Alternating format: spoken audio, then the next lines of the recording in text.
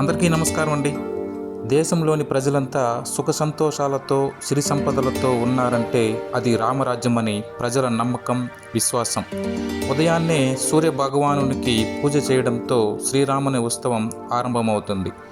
వేసవిలో శ్రీరామనవమి వస్తుంది.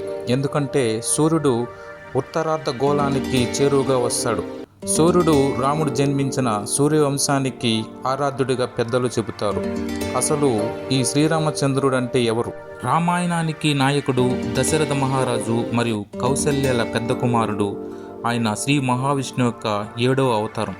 శ్రీరాముడంటే మనోహరమైన వాడు, సత్యసంధుడు, ధర్మపరుడు, ఆదర్శ పురుషుడు, ఆనందాన్ని కలిగించేవాడు మరియు లక్ష్మీదేవి పతి అని అర్థం. ఇక భక్తులు విశేషంగా ఆకర్షించేది శ్రీరాముడి ఊరేగింపు ఉత్సవం.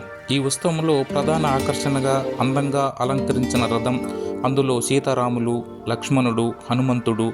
వారిని చూస్తుంటే మన జన్మ ధన్యమవుతుంది. ఒక్కసారి శ్రీరాముని తలుచుకుంటూ శ్రీరామ రామ రమేతి రమే రామే మనోరమే సహస్రనామ తత్తుల్యం రామనామ వనారమే.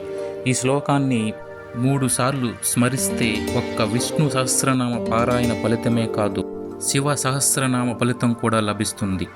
అందరికీ శ్రీరామనవమి శుభాకాంక్షలు. జై శ్రీరామ్.